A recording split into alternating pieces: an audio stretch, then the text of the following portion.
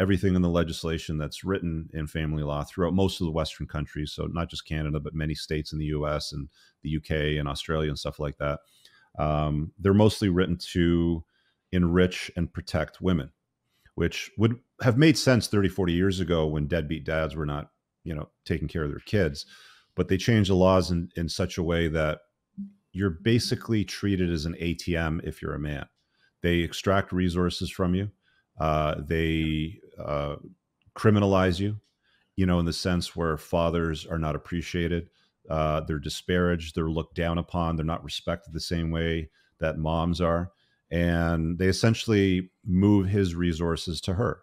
And they do it in such a way that allows her to control the untying of the knot, which generally means control comes with authority and power over the family and over the kids, which they generally give to women 8 out of 10 times still.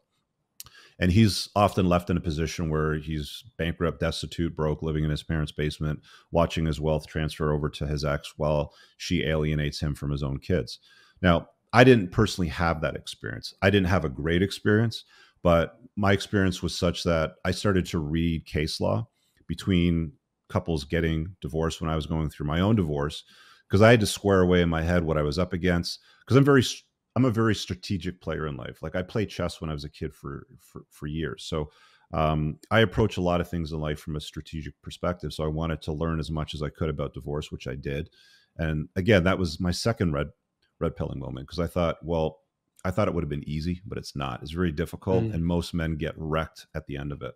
And it's not great for kids either. I mean, the real losers in this, some would argue, are the fathers, but I think the real losers end up being the kids, because they don't understand the effect that being raised by a single mom has until they become adults.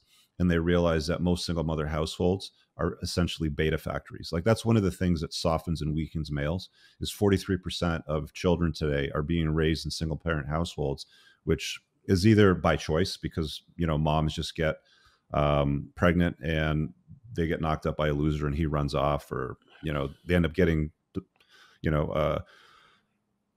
divorced and they end up taking, the resources from the father. But either way, it's either by no choice or by choice, choice of their own, but they still are in control of raising the kids 80% of the time, and they don't do a very good job of it. The vast majority of teenage pregnancies, crappy marks in school, runaways, gang activity, suicide attempts, you can go right down the list. The vast majority of the incarcerated today in jails come from a single parent household, from a single mom.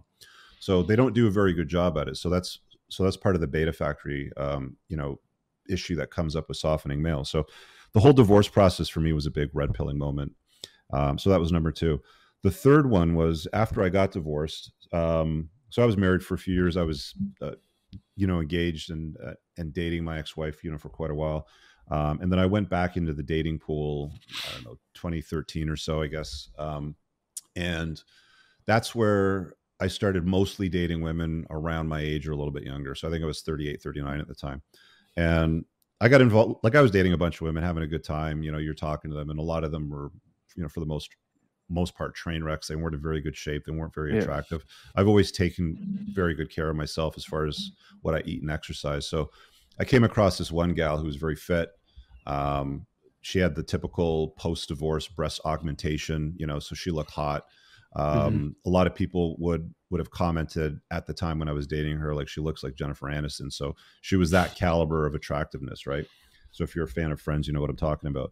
But I dealt with her for about 3 years, and she had 2 kids in tow from her own separation / divorce.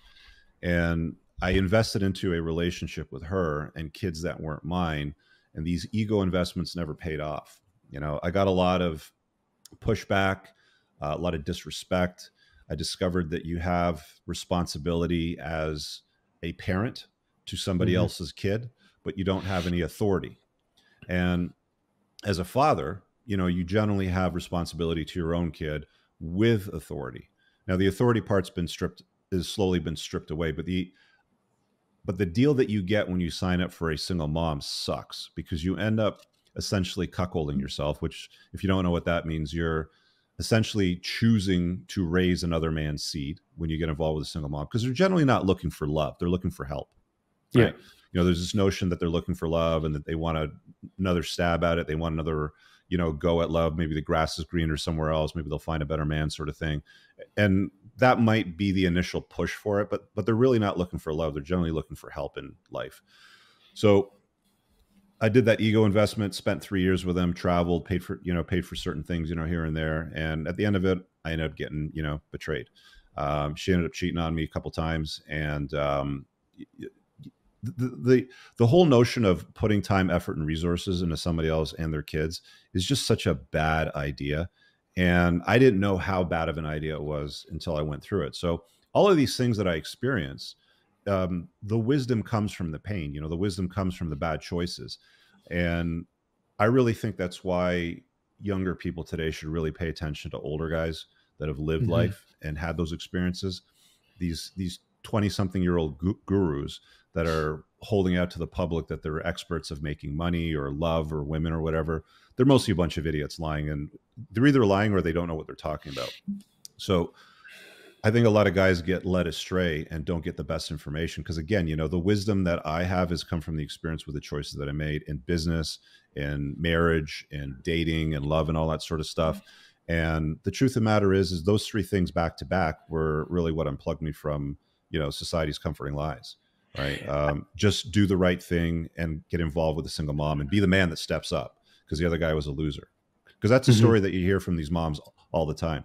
He's a beta. He was incompetent. He couldn't hold a job down. He was a loser. He didn't know how to change a light bulb. Really. But he was good enough when you said, I do, when you guys got engaged and married, when you felt baby rabies and wanted to have children right there and then. He was good enough then, but later on down the road, he's not good enough. So there's all these concepts that you learn about life and society and culture and women and business and love and all this sort of stuff that at some point, you have to come to the realization and acceptance if you want to live life on your terms, if you want to live life as what I would call an unplugged alpha. And I think you've only gained that by going through those experiences. And that's why, like, looking at anyone like younger who hasn't gone through it is crazy. So like for me, who's 27, who's approaching those years whereby baby rabies becomes a thing. And for anyone who doesn't know that, it's people where a woman literally gets crazy to have a child and wants to have a child. Yeah. And that has so much relevance to me because a lot of my friends are a little bit older. And I've heard women explicitly say, yeah, like I'm looking to have children, not looking to get married, not looking to find a partner. I'm looking to to have children. And all I think in my head is like, Jesus fucking Christ, like as in she's on a timer. Any guy will do that's got financial resources and has sufficient looking genes for her to want to be impregnated by him. I really hope you guys enjoyed that clip. If you want to watch the full length podcast, you can find that over here, that clip's from. If you're newer to the channel, make sure you hit subscribe over here and pin down below in the top comment. You'll find a bunch of useful links to my website, my supplement line, books, and a bunch of other stuff. Have an amazing day. Peace out.